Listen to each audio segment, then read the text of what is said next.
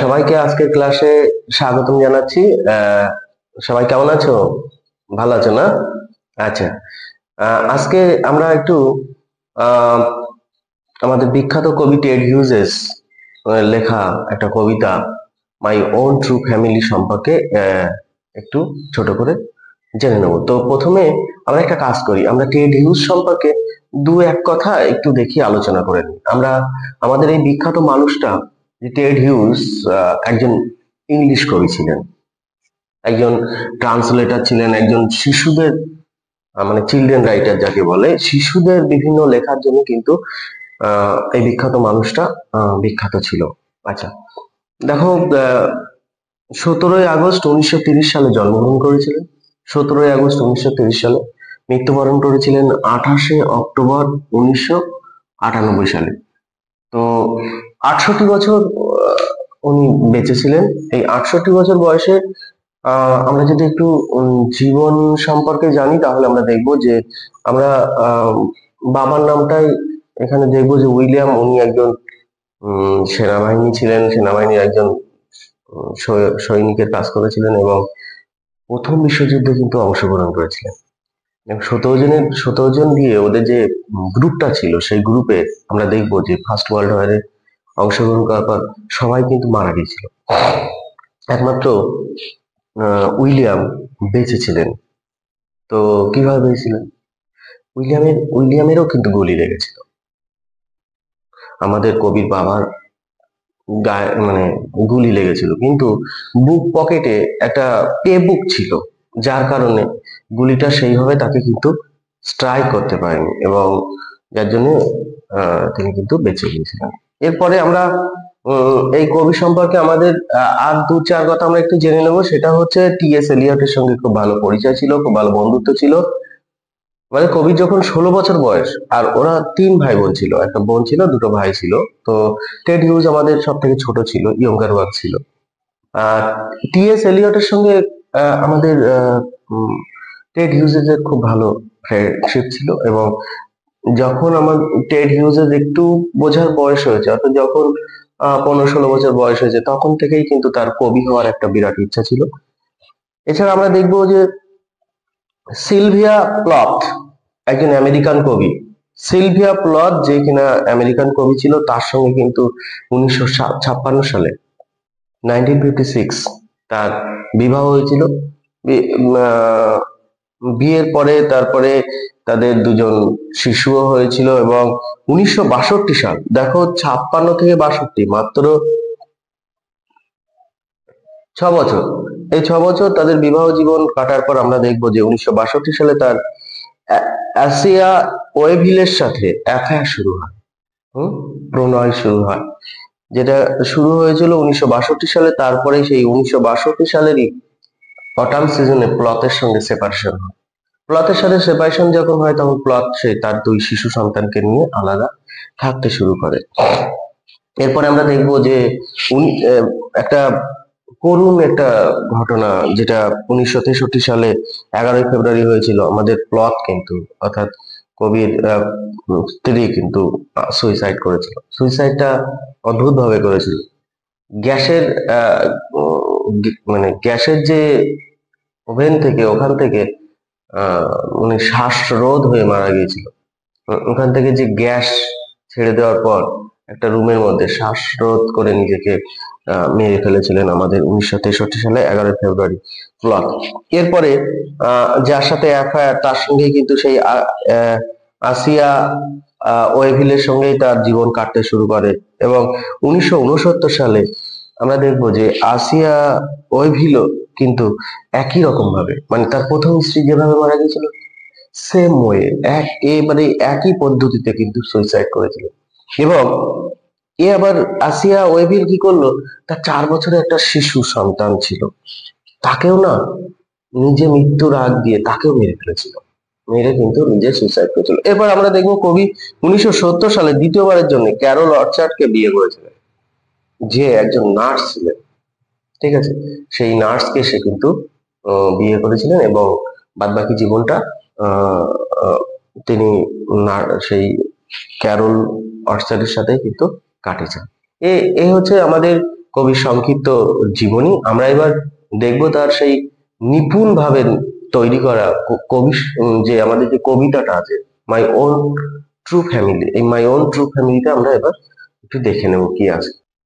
প্রথমে আমরা একটু দেখে নেব যে আমাদের কবিতার যে মেইন বিষয়বস্তু। Ted Hughes here expresses a strong bondage between tree trees and human society, human civilization। একদিকে হিউম্যান সিভিলাইজেশন, মানব সভ্যতা, আর একদিকে হচ্ছে কি, আরেকদিকে গাছেরা আছে। এই যে দুটো দুটো ভিন্ন, কি বলবো, একটা সম্প্রদায় আর একটা মানে গাছেদেরকে আমরা কি বলবো, সম্প্রদায় তো হচ্ছে না, তো একটা একটা আমরা আমাদের আমরা জানি আমাদের গাছেদেরও নাকি প্রাণ আছে, তো আমরা সেই হিসাবে যদি সেই অর্থে যদি ধরি তাহলে দেখবো দুটো প্রাণী মানে দুটো আলাদা সমাজ, সেই দুটো সমাজের মধ্যে যে ডিপ কানেকশন, হ্যাঁ, যে গুরুত্ব, বিশেষ করে হিউম্যান সিভিলাইজেশনে ট্রি, গাছেদের যে কি ভূমিকা, যে ভূমিকা সম্পর্কে বর্তমানে কবি এটা দেখে ভীষণই উদ্বিগ্ন। The poet is very much worried about the indifference of human civilisation. আমরা এই যে মানুষ, আমরা কিন্তু গাছ সম্পর্কে পুরোপুরি উদাসীন। আমরা আমাদের সভ্যতার ডেভেলপমেন্টের জন্য আমরা নৃশংসভাবে আমাদের ভবিষ্যতের কথা না ভেবে আমরা গাছকে নিধন করে চলেছি একের পর এক।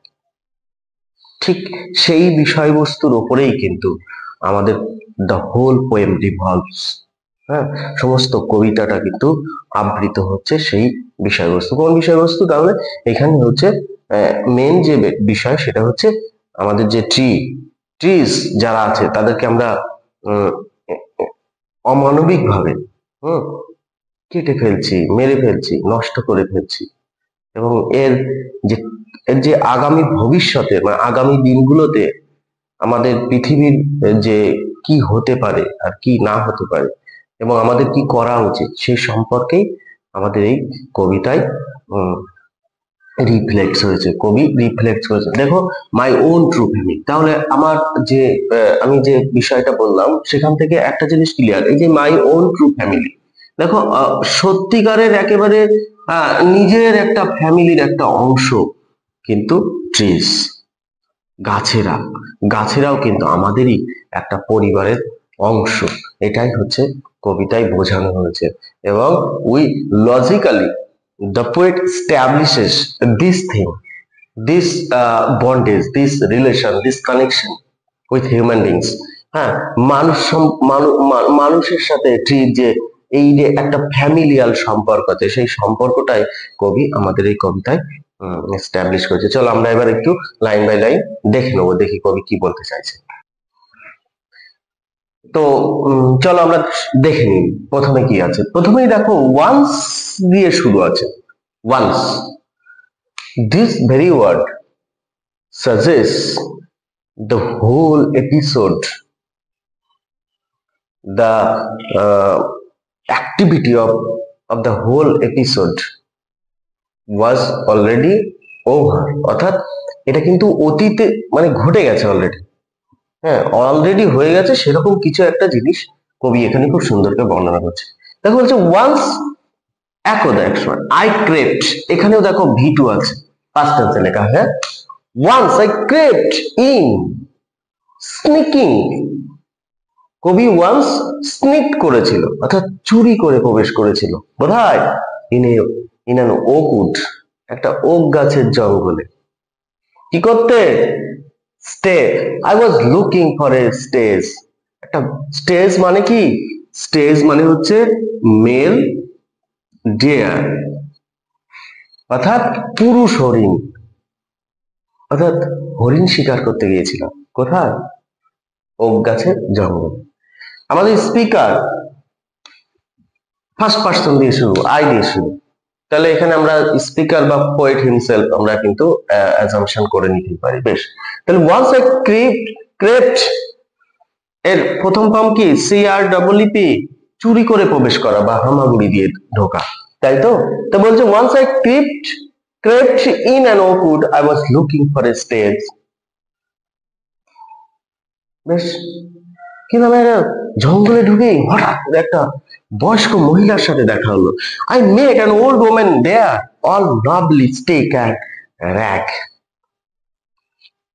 বেশ, I met an old woman there, আমার একটা বুড়ির সাথে দেখা হলো, একটা বয়স্ক মহিলার সাথে আমি সাক্ষাৎ করলাম। এবার এখানে এই যে অল, এই যে অংশটা all knobbly stick and rag, এই যে এখান থেকে এই যে অংশটা আছে an old woman there all knobbly stick and rag, মানে এরকম র্যাগ, আর এই জি rag, the very word rag. Rag মানে কি? একটু ছেঁড়া ছোট, একটু মলিন কাপড়, এরকম কিছু একটা। একটা বয়স্ক মহিলার এইখানটাতে একটা মহিলা দেখো একটা লাঠির গায়ে, একটা লাঠির গায়ে যদি তুমি একটু ইয়ে জড়াও, কাপড় জড়াও, ক্লথস জড়াও, তার তো একটা ইমেজ তোমার সামনে আসবে। তুমি তো বুঝতে পারছো, তোমরা তো বুঝতে পারছো যে ইমেজটা কেমন। জাস্ট ভাবো, মাথার মধ্যে একটা ছবি তৈরি করো, বুড়িটা নোংরা কাপড় পরে আছে, কিরকম ঠিক যেন মনে হচ্ছে একটা স্টিকের গায়ে, একটা লাঠির গায়ে নোংরা কাপড় জড়ানো রয়েছে, ছেঁড়া ছোট কাপড় জড়ানো রয়েছে, বুড়িটাকে ঠিক সেরকমই দেখতে। অর্থাৎ এখানে in this line the poet makes a portrait, an image, একটা ইমেজারি ক্রিয়েট করেছেন এখানে। ওকে, she said, সে বলেছিল আমাকে, কি বলেছিল? তার না একটা ছোট্ট ব্যাগ রয়েছে, হ্যাঁ, বলছে I have your secret here inside my little bag. বলছে দেখো আমার একটা ছোট ব্যাগ আছে, এর মধ্যে তোমার যাবতীয় সিক্রেট, তোমার জীবনের গোপনীয়তা, তোমার জীবনের যত গোপন ঘটনা আছে সব আমার এই ব্যাগের মধ্যে আছে। এই কথা নাকি তাকে বলেছিল। অর্থাৎ কি দেখলাম? এই যে তিনটে সেন্টেন্স এখানে আছে, through this 3 lines the poet delineates a mysterious, strange meeting between the poet himself and also an old woman, তাই তো? এই দুজনের মধ্যে একটা যেন একটা রহস্যময়, একটা অদ্ভুত একটা মিটিং হলো আমরা দেখলাম। এবং মহিলাটি কিন্তু এটা দাবি করলো যে তার সেই আমাদের কবি হোক বা আমাদের স্পিকার হোক, তার সমস্ত সিক্রেট তার ব্যাগের মধ্যে আছে। দেখি আমরা পরের লাইনগুলোর মধ্যে আমরা সিক্রেট সম্পর্কে কি বলতে চাইছেন উনি, সেটা আমরা দেখি। বেশ, এই লাইনগুলো কি আছে আমরা একটু দেখে নিই। এখানে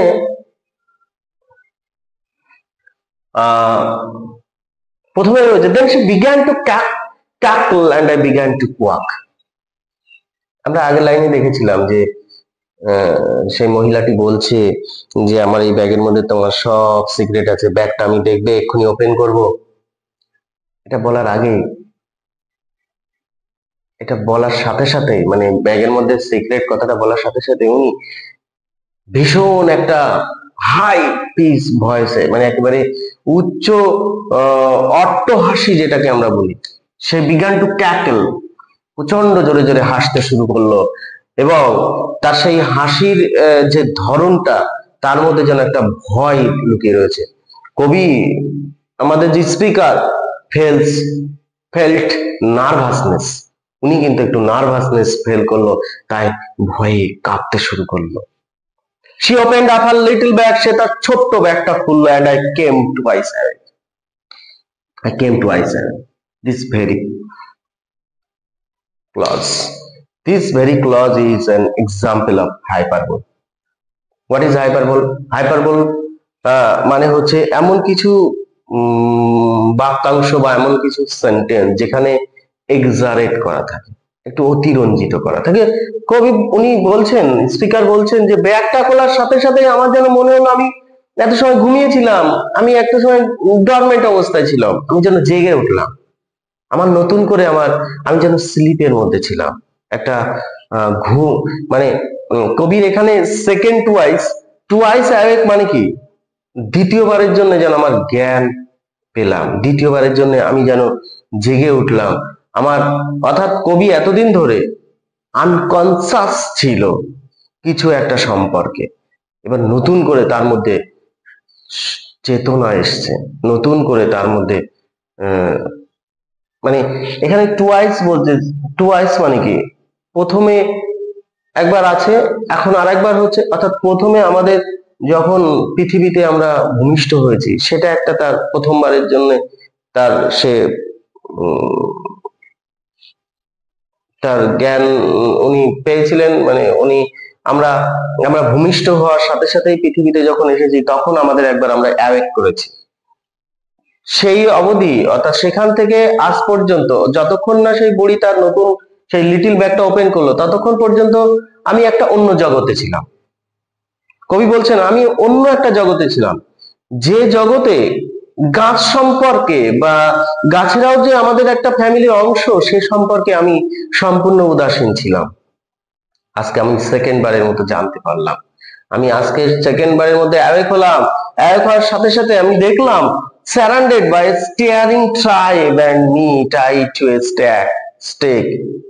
দেখো, হঠাৎ করে দেখলাম একটা ট্রাই, একটা উপজাতি আমাকে আমাকে চারিদিক দিয়ে ঘুরে আছে, সবাই আমার দিকে তাকিয়ে আছে অদ্ভুত ভাবে, এবং আমাকে টাইট করে বাঁধা আছে একটা স্টেক। স্টেক বলছে, দেখো, দ্য ভেরি ওয়ার্ড স্টেক, এটা লাঠির দণ্ডের সাথে আমাকে বাঁধা আছে। আমরা একটু এই শব্দটার একটু অর্থ দেখে নেবো, স্টেক মানে কি। স্টেক মানে হচ্ছে, ধরো সাপোজ ধরে নাও রাম বা শ্যাম কোন একজনের মৃত্যুদণ্ড হলো, তাকে পুড়িয়ে মেরে ফেলা হবে, এরকম কিছু একটা ডিসিশন নেওয়া হলো।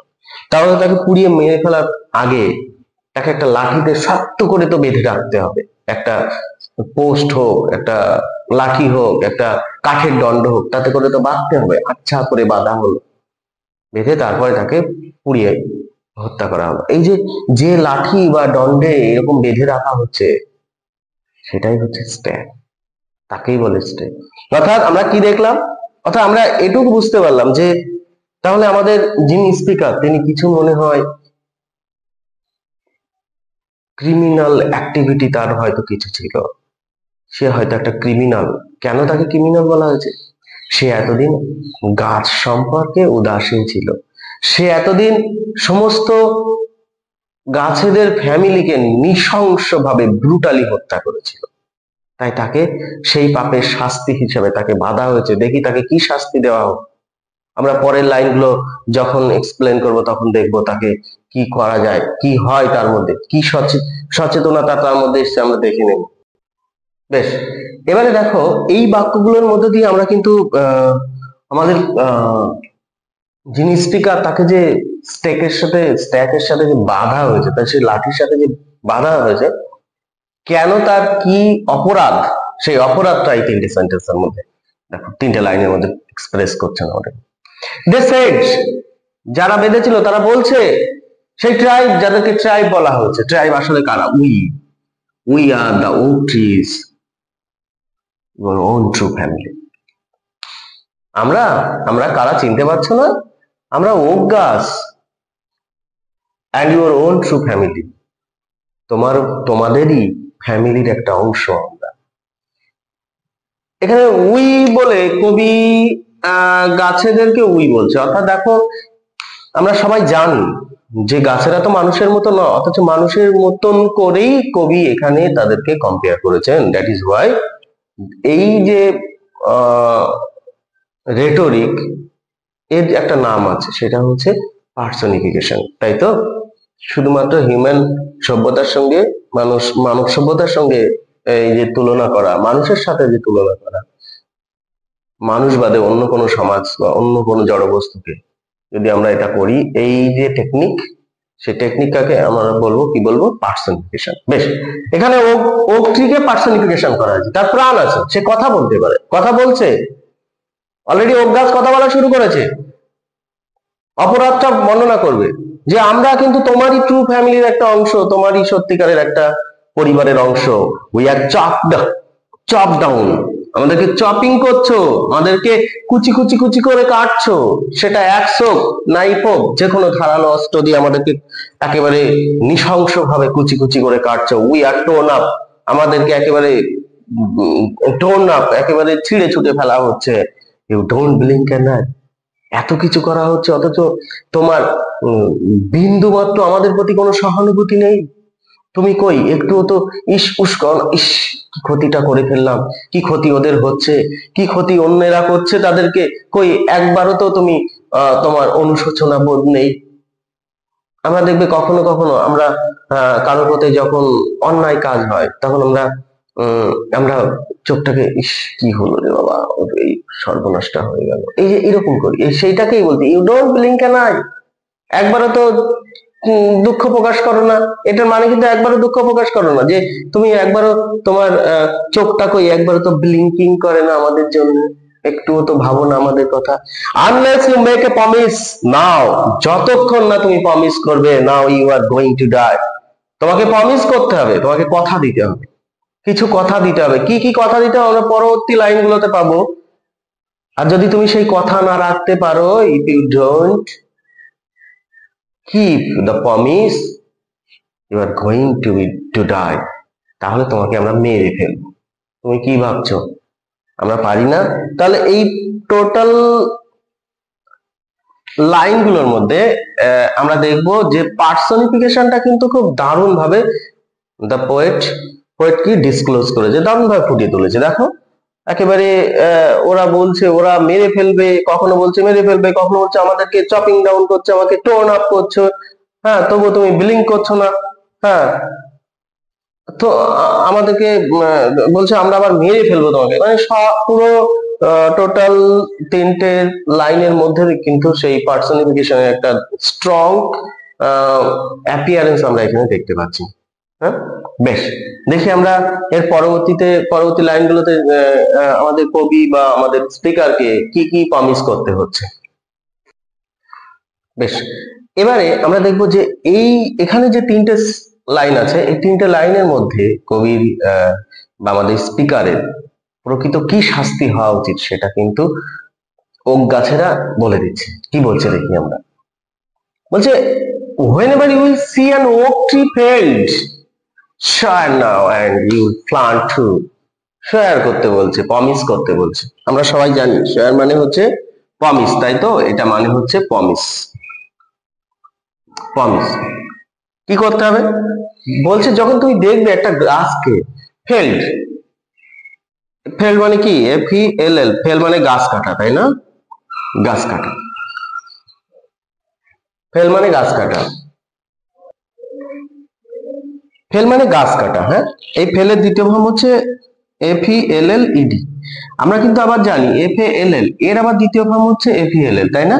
ফল ফেল ফলেন, তাই তো?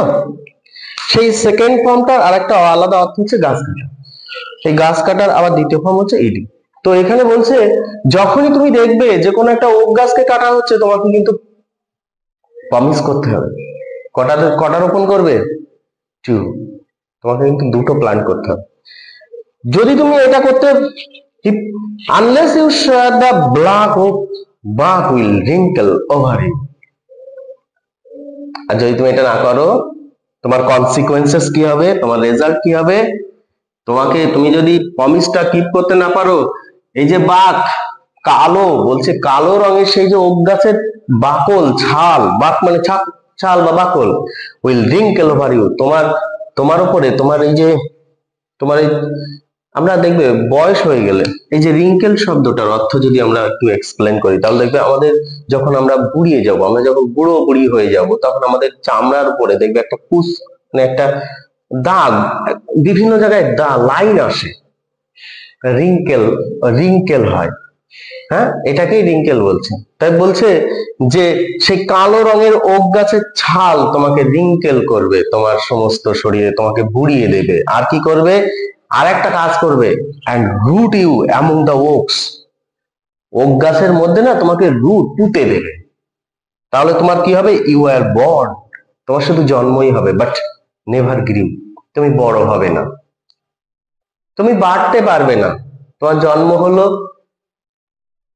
কিন্তু তুমি বড় হবে না, এই শাস্তি তোমাকে কিন্তু নিতে হবে। বেশ, তাহলে কিন্তু স্টিল আমরা দেখবো যে আমাদের অজ্ঞাস কথা বলে যাচ্ছে, আমাদের স্পিকার শুনছে, তার তো বাধা আছে স্টেকের সাথে, সে শুনছে তার কি কি শাস্তি পাওয়া উচিত, সে কি কি অন্যায় করেছে, তার সে গাছেদের সমাজের সঙ্গে সে কি কি করেছে, অর্থাৎ আমাদের যিনি স্পিকার তিনি হচ্ছেন একজন হিউম্যান সিভিলাইজেশনের একজন কে সিম্বল, তাই না?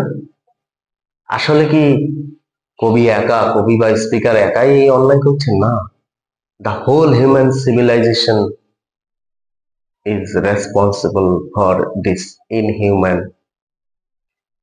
activity. Last three lines দেখি কি বলছে। This was my dream beneath the boughs, the dream that altered me when I came out of the oak wood back to human company. My walk was the walk of a human child, but my heart was a tree. কি বলছে? This was my dream.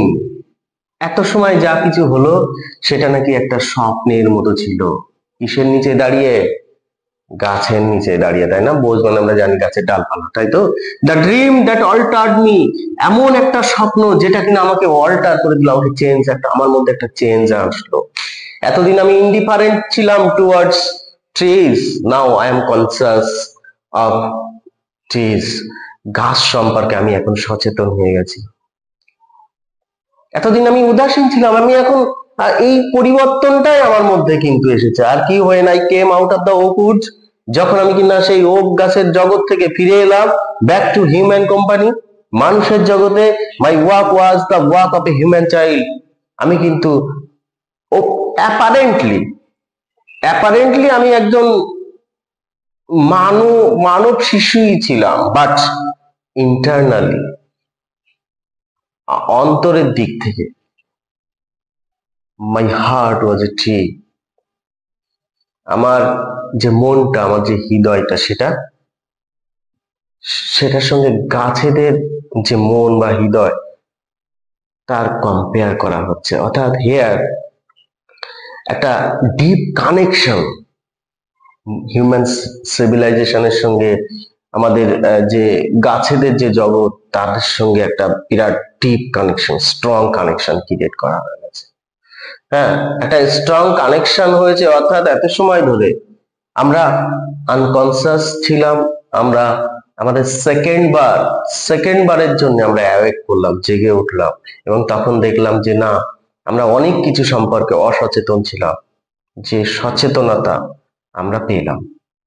এই হচ্ছে মোটামুটি, এখানে আমরা দেখবো যে এই যে but my heart was a tree, এটা কিন্তু একটা এক্সাম্পল অফ মেটাফোর। কেন? এখানে দেখো স্পিকারের হার্টকে ট্রির হার্টের সঙ্গে কম্পেয়ার করেছে, একটা বিষম জিনিসের সঙ্গে কম্পেয়ার করা আছে। এটা হচ্ছে একটা এক্সাম্পল অফ মেটাফোর।